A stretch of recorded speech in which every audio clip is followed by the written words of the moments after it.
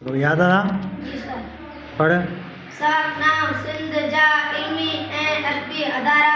इदारा लफ्ज़ है इदारा। इदारा सिंधी ॿोली अदब सक़ाफ़त ऐं तहज़ीब जे सुधारे ऐं वधारे लाइ सिंध में इल्मी ऐं अदबी इदारा क़ाइमु कयल आहिनि। उहे इदारा ॿोली ऐं अदब जे वाधारे सां गॾु सिंध जे सक़ाफ़त ऐं सिंध जी सक़ाफ़त ऐं तहज़ीब खे रोशनास कराइण में पिणु अहम किरदारु अदा करे रहिया आहिनि। तन मां कुझु इदारा ही आहिनि: सिंध अदबी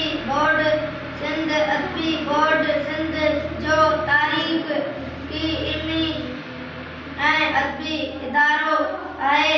ही इदारो ॼाण शोरे में आहे। हिन इदारे जो बुनियाद 1940 ईस्वी में सिंध जे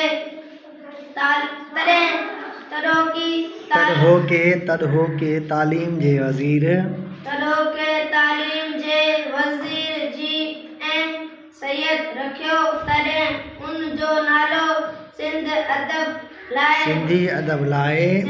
अदब लाइ मरकज़ सलाहकार बोर्ड रखियो वियो ऐं इदारे जो चेयरमैन मीरा मोहम्मद शाह खे कयो वियो।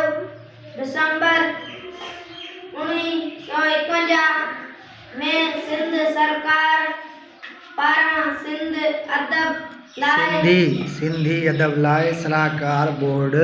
सिंधी अदब लाइ सलाहकार बोर्ड नालो ख़त्म करे उन जो नालो सिंध अदबी सिंध काथे आहे? घड़ी घड़ी सिंध पढ़े तूं। सिंधी अदबी बोर्ड रखियो वियो।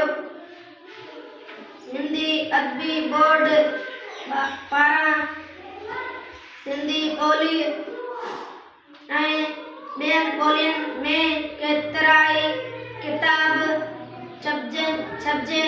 छपजी चुका आहिनि।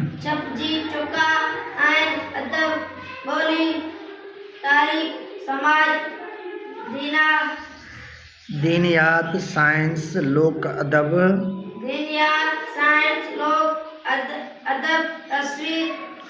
तसव्वुफ़ वग़ैरह जे मौज़ूअनि ते तसव्वुफ़ लफ़्ज़ ॾुखियो आहे। तसव्वुफ़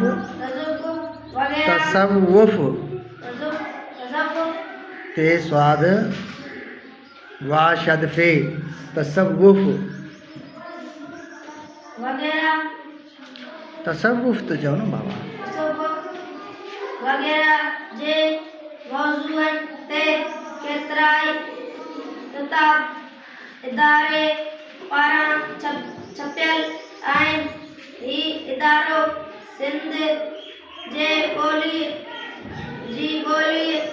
अदब ऐं सक़ाफ़त जी वाधारे लाइ अहम किरदारु अदा करे रहियो आहे। सिंधी अदबी बोर्ड पारां बहिराण सरतियूं ऐं फुल साल लाइ पिणु